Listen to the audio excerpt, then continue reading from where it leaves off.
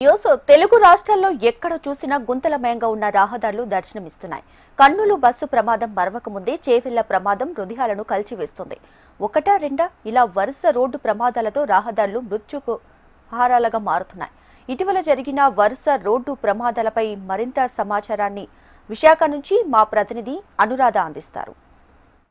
ఇటీవల కాలంలో రోడ్డు ప్రమాదాలు చూస్తే గనక అసలు చాలా బాధాకరం, ముఖ్యంగా భయానకం. ఈ రెండు మాటలు కూడా ఎందుకు చెప్పాల్సి వస్తుంది అని అంటే, మినిమం స్పీడ్ లిమిట్ లేకుండా, వెహికల్ ఫిట్నెసెస్ లేకుండా, అలాగే కనీస జాగ్రత్తలు మనం రోడ్డు మీద ప్రయాణం చేస్తున్నప్పుడు తీసుకోకుండా ఉన్న నిర్లక్ష్యపు ధోరణితో ఈ రకమైన ప్రమాదాలు జరుగుతూ ఎక్కువ మంది ప్రాణాలు కోల్పోతున్న ఘటనలు నిజంగానే చాలా బాధాకరం. ఏమవుతాయండి, వారి ఫ్యామిలీస్ని చూస్తుంటే కనుక మరి కుటుంబ పెద్దల్ని కోల్పోయి, కన్న కొడుకుల్ని కోల్పోయి, రోడ్డు ప్రమాదాల్లో కాళ్ళు చేతులు కోల్పోయి వికలాంగులుగా మారిపోతున్న యువత, ఇవన్నీ చూస్తుంటే కనుక రోడ్డు ఎక్కాలంటేనే భయం వేస్తున్న పరిస్థితి. ఇటీవల కాలంలో చూసుకుంటే కనుక బస్సు యాక్సిడెంట్స్, అసలు బస్సు యాక్సిడెంట్స్ చూస్తేనే, బస్సు హార్న్ వింటేనే గుండెలు గుబేలమనిపోతున్న పరిస్థితి. ఎందుకనంటే కర్నూలు బస్సు యాక్సిడెంట్ చూసాం, ఇటీవల కాలంలో చేవెళ్ల దగ్గర బస్సు యాక్సిడెంట్ చూసాం, నిన్న రాత్రి చూసుకుంటే ఏలూరు దగ్గర ఒక బస్సు యాక్సిడెంట్ చూసాం. ఈ వారం రోజుల్లోనే బస్ యాక్సిడెంట్స్ సంఖ్య, అసలు ఆ ప్రాణాలు పోతున్న క్షతగాతులను చూస్తున్న ఆ ఘటనను చూస్తుంటే కనుక నిజంగానే భయమేసిపోతుంది. అయితే విశాఖపట్నంలో వరకు చూసుకుంటే కనుక రోడ్స్, ఈ ప్రమాదాలన్నిటికీ ప్రధాన కారణాలు 3 విషయాలండి. ఒకటి, రోడ్లు సరిగా లేకపోవడం, రెండోది స్పీడ్ లిమిట్ పాటించకపోవడం, మూడోది వెహికల్ ఫిట్నెస్ చూసుకోకపోవడం. ఇవన్నీ కూడా రహదారి ప్రమాదాలకి కారణమైపోతూ ప్రజల ప్రాణాలని హరించేస్తున్నాయి. రక్తాసక్తమవుతున్న రోడ్లను చూస్తుంటే కనుక నిజంగానే సామాన్యులు కాదు, ఎవరైనా కూడా బయటికి రావాలంటే భయపడుతున్న పరిస్థితి. ముఖ్యంగా విశాఖపట్నంలో చూసుకుంటే కనుక 2022 నుంచి 2024 వరకు గణాంకాలను కనుక మనం చూసుకుంటే కనుక దాదాపుగా 1000కి పైగా రోడ్డు ప్రమాదాలు సంభవించాయి. ఆ 1000కి పైగా రోడ్డు ప్రమాదాల్లో 300కి పైగా మృత్యువాత పడిన ఘటనలు కూడా జరిగాయి. మరంటే 300 మంది రోడ్డు ప్రమాదాల్లో మరణించారు అని అంటే వాళ్ళ ఫ్యామిలీస్లో ఎంతటి తీవ్రమైన బాధ ఉంటుందండి. నిజంగానే ఇవన్నీ కూడా చాలా బాధాకరం. మరి ప్రభుత్వాలు చెప్తున్నాయి మనకి, మేము అన్ని రహదారి భద్రతా వారోత్సవాలను జరుపుతున్నాము, ప్రజలకు అవగాహన కల్పిస్తున్నాము, ఎప్పటికప్పుడు చర్యలు తీసుకుంటున్నామని. అయితే పబ్లిక్ది కూడా అంతే బాధ్యత ఉండాలి. మనం రోడ్డు మీద ప్రయాణిస్తున్నామని అంటే ఆ రోడ్డు బాధ్యత, ఆ రోడ్డు మీద మనం సేఫ్గా వెళ్లాల్సిన బాధ్యత మనదే. ఇక్కడ కొంతమంది యువత ఉన్నారు, అసలు వారిని అడుగుదాం వైజాగ్లో పరిస్థితి ఏంటి, ఎలా ఉంది అన్నది. మీరు వైజాగ్లో రోడ్లు అవి చూస్తే కనుక ఇక్కడ వరకు చాలా మంచి రోడ్స్, అంటే అందమైన రోడ్స్, ఎక్కడ గతుకులు లేని రోడ్స్, విశాలమైన రోడ్స్ కనిపిస్తూ ఉంటాయి. కానీ ఒక్క అడుగు మనం పక్కకి జరిగి చూస్తే రూరల్లో గుంతలు, చితుకులు, బతుకులు, అసలు మనకి ఆ రోడ్లో వెళ్ళాలంటేనే భయం వేస్తున్న పరిస్థితి. ముఖ్యంగా ఈ మధ్యకాలంలో బస్సు యాక్సిడెంట్స్, రోడ్ యాక్సిడెంట్స్ చూస్తే రోడ్ ఎక్కాలంటేనే హడిలిపోతున్న పరిస్థితి. ఏమంటారండి, అసలు రోడ్ యాక్సిడెంట్స్కి సంబంధించి మీరేం మాట్లాడాలి?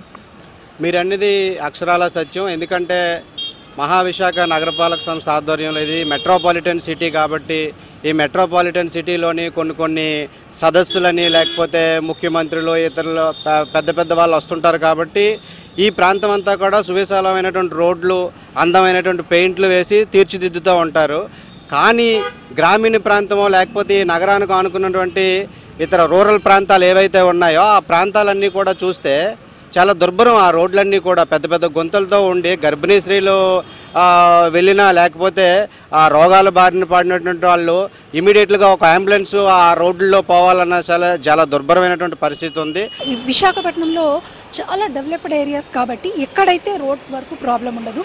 రోడ్స్ మరామతులు చేయడం మాత్రమే కాదు, వెహికల్ మెయింటెనెన్సెస్, ఫిట్నెసెస్ కానీ ఇవి కానీ ఇవన్నీ కూడా ఎలా ఉండాలి ఏంటి అన్నది ఇక్కడ కామన్ పబ్లిక్ మనతో ఉన్నారు. ఒకసారి వారిని అడుగుదాం. నిత్యం రోడ్ల మీద తిరుగుతారు, నిత్యం రోడ్లలో ప్రయాణికులను తీసుకొని వెళ్తూ ఉంటారు. ఇలాంటి చోట వాళ్ళు ప్రమాదాల నివారణ కోసం ఎలా ఉండాలి, ఎలాంటి జాగ్రత్తలు తీసుకోవాలి, నిత్యం వాళ్ళు వెళ్తున్నప్పుడు ప్రమాదాలు జరిగినప్పుడు వాళ్ళు ఎలా స్పందిస్తారు ఏంటి అన్నది ఒకసారి మాట్లాడదాం. నమస్తే అండి, మీ పేరేంటి? ఓకే. ఇప్పుడు రోజు మీరు డైలీ ప్రయాణికులను తీసుకొని వెళ్తారు, రోజు రోడ్ల మీద జర్నీ చేస్తారు. ఇలాంటి సమయాల్లో ఇప్పుడు ఇటీవల ప్రమాదాలు చూస్తే రోడ్డు ప్రమాదాలు చాలా భయానకంగా ఉన్నాయి. కుటుంబ పెద్దల్ని, పిల్లల్ని కోల్పోతున్నారు ఆ రోడ్డు ప్రమాదాల్లో. సో మీరు రోజు ఇలా వెళ్తూ ఉంటారు కదా, ప్రమాదాలు చూస్తారు, జరగకుండా చూసుకోవాల్సిన సేఫ్టీ మెజర్స్ చూస్తారు. ఏంటి సార్, ఏం చెప్పాలనుకుంటున్నారు?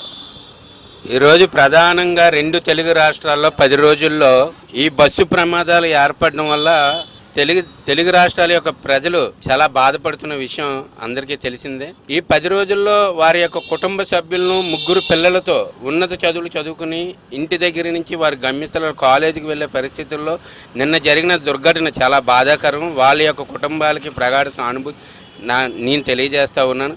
ఇప్పటికైనా సరే ప్రభుత్వ యంత్రాంగం అధికారంలోకి వచ్చిన తర్వాత గత ప్రభుత్వం ఏమీ చేయలేదు, మేము వచ్చి అంతా చేస్తామని చెప్పారు. 18 నెలలు కావస్తూ ఉంది. ఎక్కడ గొయ్యిల్లాగానో గోతులు అయితే చెరువులు తలపిస్తూ ఉన్నాయి.